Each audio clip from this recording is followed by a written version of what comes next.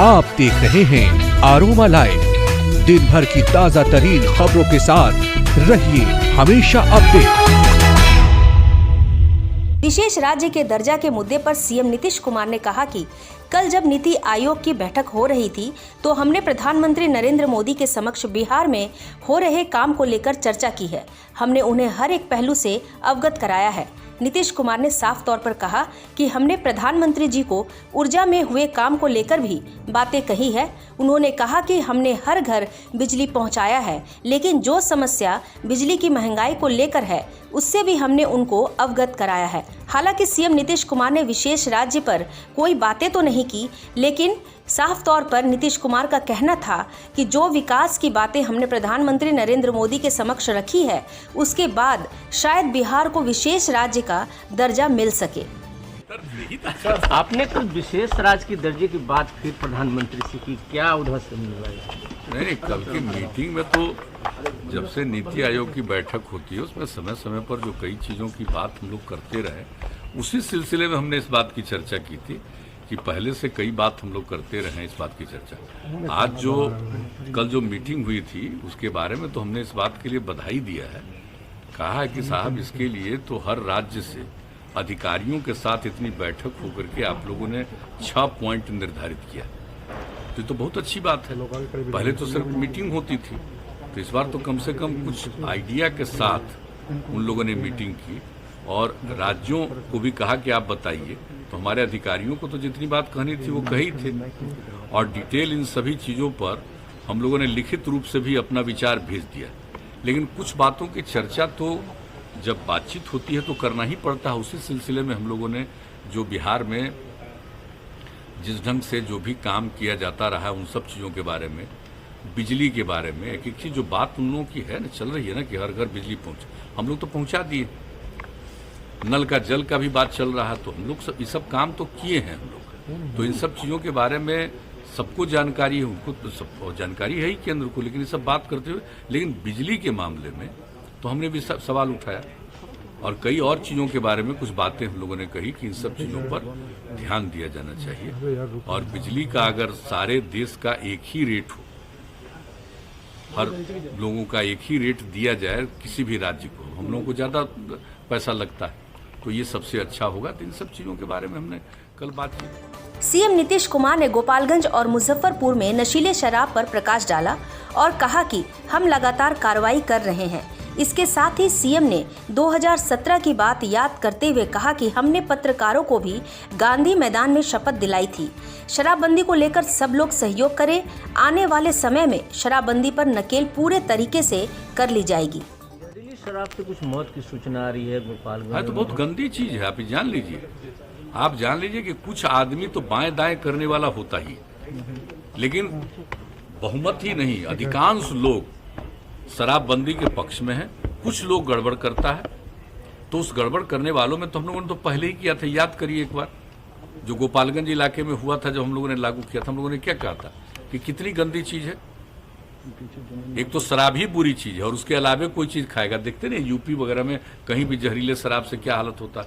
तो हम लोगों ने तो रोक लगाया। इसके बाद भी जो निजी तौर पर बाएं दाएं इधर उधर से कुछ काम करता है तो सफर करता है, तब तो लोगों को समझना चाहिए कि एक तो शराब पीना ही नुकसान है और दूसरी बात है कि इस तरह का कोई करता है और इधर उधर बाएं दाएं करके कहीं से कुछ करने की कोशिश करता है, तो उसका नतीजा देख लीजिए। करिएगा तो इसी तरह से अपने भी जाइएगा और दूसरे को भी मारिएगा, जो तो गंदी बात है ना। और इसके बारे में तो पूरी बात हमारे यहाँ पुलिस के द्वारा भी किया जाता है और मद्य निषेध विभाग के द्वारा भी किया जाता है। सब लोग इस बात के लिए अलर्ट हैं और इस विषय पर नियमित तौर पर उन लोगों की रिपोर्ट भी आती है और हम लोग इसके बारे में चर्चा भी करते हैं। और लगाम कसने की जरूरत है। बिल्कुल, हम आप समझ लीजिए लगाम कसने की तो है ही और वो किया गया। और सब लोगों को तो हम लोग यही कह रहे हैं ना कि अरे भाई अगर कोई बात, तो हम तो एक दो और मीटिंग थी तो आप लोगों ने तो प्रेस में छपा भी था।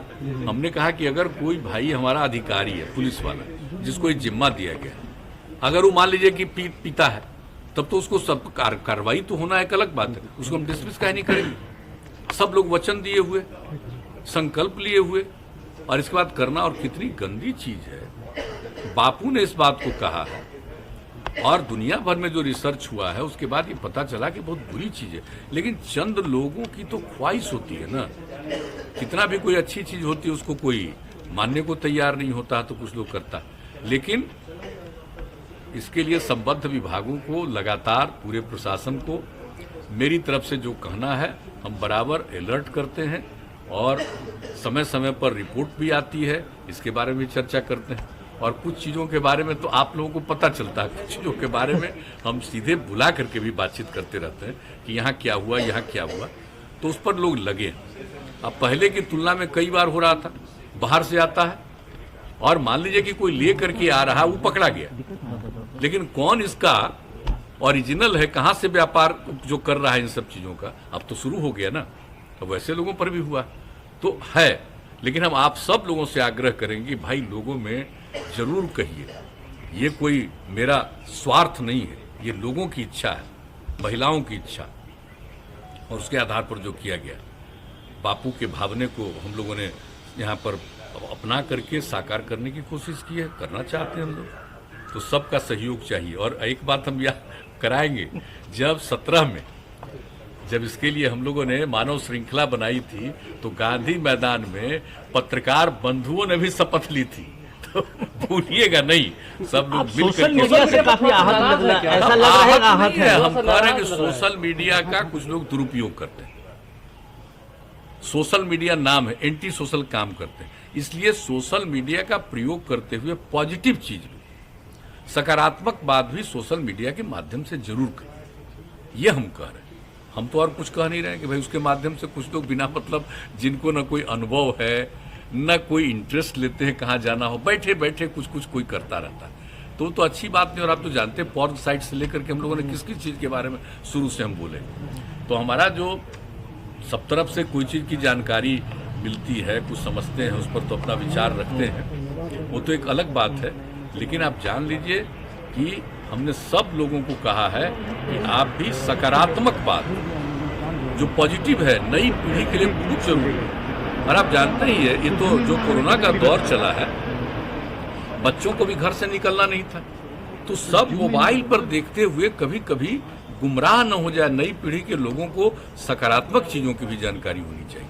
तो इसके लिए हम कह रहे हैं सोशल मीडिया का सदुपयोग कीजिए, ये हम कह रहे हैं। स्टार्ट हो गया, एमएलसी का कब तक नॉमिनेशन होगा? अभी तक आया नहीं है उधर से। हमेशा न्यूज अपडेट रहने के लिए ज्यादा से ज्यादा शेयर करें, सब्सक्राइब करें और कमेंट करना बिल्कुल ना भूलें।